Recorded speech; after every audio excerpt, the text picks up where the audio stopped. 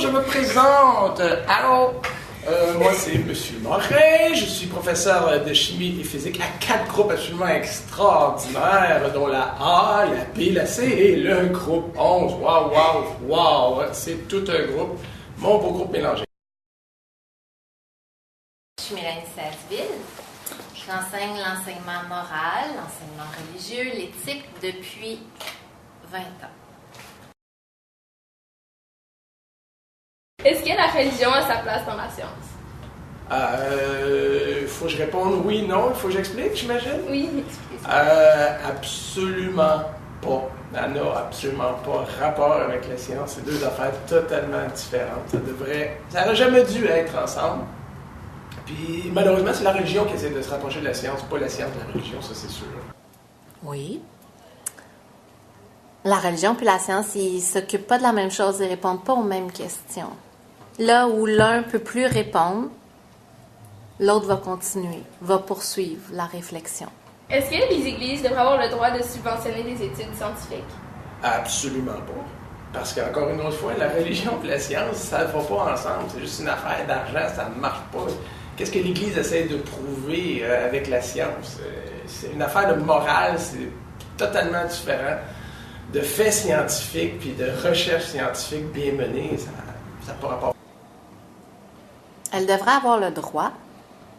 La difficulté, je pense, c'est comme partout ailleurs, c'est si c'est subventionné, mais dans le but d'avoir la réponse qu'elles veulent, là, je pense que c'est biaisé. Mais si elles ont des sous et qu'elles ne savent pas quoi en faire, elles pourraient bien le faire. Mais je pense que redonner à la communauté est quelque chose de plus noble.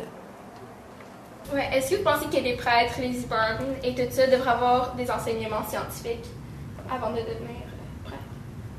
Des enseignements scientifiques. Afin de bien expliquer des questions que... Expliquer quoi? Comme je t'ai dit, ces affaires-là d'église, ça n'a absolument pas rapport avec la science.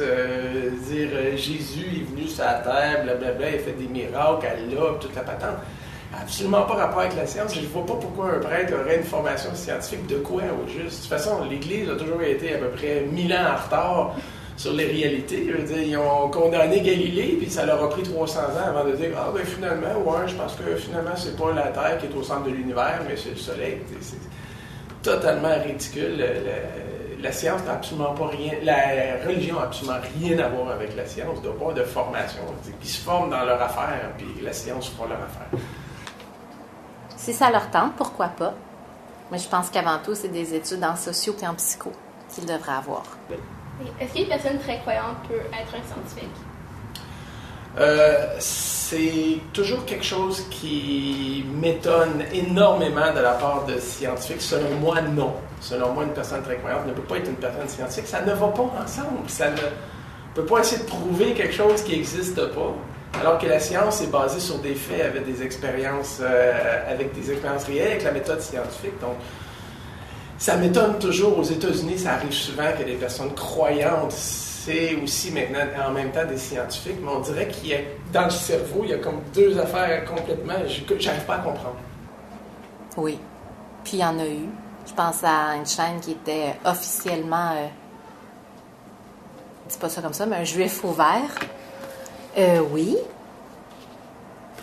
Ça n'enlève rien à Dieu que la science explique quelque chose, à mon goût, à moi. Est-ce qu'on aura des enseignements religieux dans les écoles? Oh, c'est une bonne question. Des enseignements religieux. Et j'ai de la misère à répondre à ça. Est-ce qu'on devrait...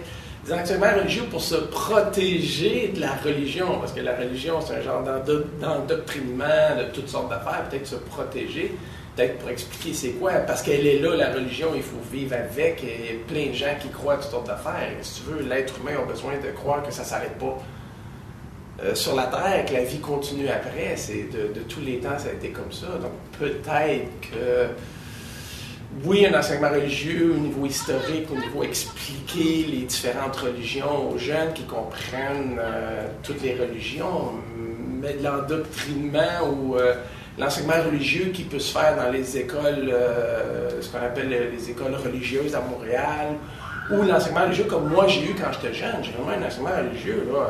Tous les ans, Jésus naissait à Noël, il mourait à Pâques, il était sur la croix, puis on t'expliquait tout ça.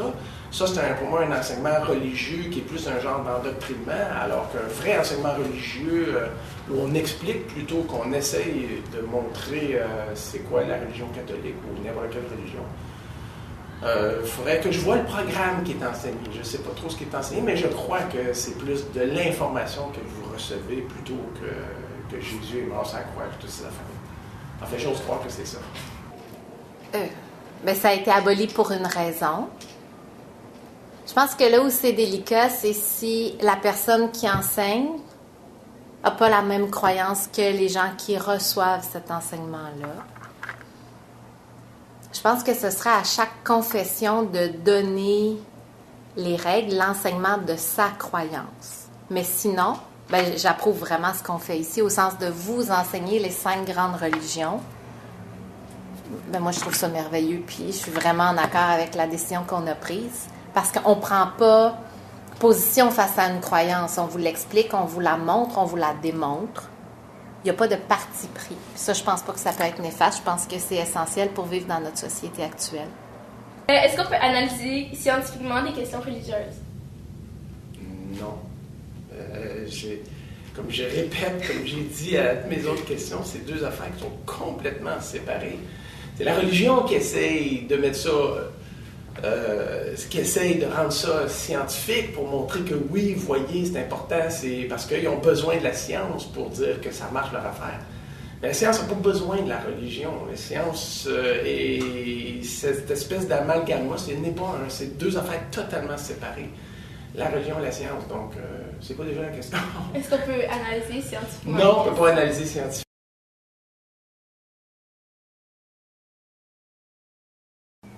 Et je pense que la réponse va s'arrêter à un moment donné parce qu'on n'aura plus de réponse. Soit scientifique, soit religieuse. Ça revient à votre première question, je trouve. Je ne sais pas si on peut. Mais je pense pas qu'on doive le faire. Ouais. Sur le site américain, c'est écrit « In God we trust » et dans l'hymne national, on mentionne Dieu. Est-ce qu'on devrait l'enlever? Ah ben oui, on devrait enlever ça. Là, voyons donc. Des affaires... c'est des affaires historiques, ça. Oui, on était très religieux dans les années 50. Oui, avant. Bon, parfait. OK, in God we trust. Live free or die. Petites affaires qui ont rapport à Jésus, ça... Malheureusement, il y a tellement de personnes qui sont encore là-dedans, malheureusement ou heureusement pour eux autres, en fait, je ne sais pas. Moi, je pense que d'être athée, de toute façon, c'est pas mal plus difficile que d'être religieux, parce que d'être athée, tu sais qu'à la fin, c'est fini. Alors, d'être religieux, tu penses, tu espères que tu vas aller... Alors, oui, moi, j'enlèverais tout ça. De toute façon, on a déjà fait un grand pas dans les écoles, on a enlevé pas mal toute la religion. Il en reste encore. J'étais en passant en fin de semaine à Du-Rocher-Saint-Lambert, puis il y avait des crucifix encore sur les murs. Donc, il en reste encore la religion, mais oui, on devrait enlever ça dans ces hymnes nationaux-là, mais je pense que c'est plus historique que d'autres choses. C'est pour ça qu'on ne veut pas les enlever. Non, parce que c'est les fondations du pays dans lequel on habite. Non, je pense pas. De toute façon, la reine, elle pense qu'elle gouverne par la grâce de Dieu. Non, je pense pas qu'on devrait l'abolir. Est-ce que la science est devenue la nouvelle religion? On ne peut pas mettre le mot religion à science, parce que c'est encore une autre fois, religion est basée sur quelqu'un qui aurait dit quelque chose, des écrits, alors que la science est basée sur la méthode scientifique, avec des études rigoureuses. Donc, non, on ne peut pas mettre ça encore dans le même panier. La science, c'est la science, la religion, c'est une autre affaire. Donc, on va dire que la science, c'est une nouvelle religion. La science, c'est tout. La science change, évolue, alors que la religion, ça n'évolue pas. C'est des dogmes qui restent toujours la même chose. La science, elle, évolue, change continuellement, les nouvelles méthodes scientifiques, les nouvelles choses qu'on apporte. Donc, pour moi, non, on ne devrait pas dire que la science, c'est une nouvelle religion. La science, c'est la science, puis la religion, c'est une autre affaire. C'est tout. Non, moi, je pense que c'est l'argent qui est la nouvelle religion. Je ne pense pas que la science a quelque chose à voir là-dedans. Je pense que c'est la consommation, c'est les marques, si vous vous rappelez l'année passée, l'Empire des marques et Love Mart. Moi, je pense qu'on est là-dedans. C'était quoi la question? Est-ce que la science est devenue la nouvelle religion? Dans le sens que les gens suivent Non. quelque chose. Non. Non, vraiment. L'argent ou dire haut et fort, moi je suis athée puis je crois pas. Mais pas la science, non.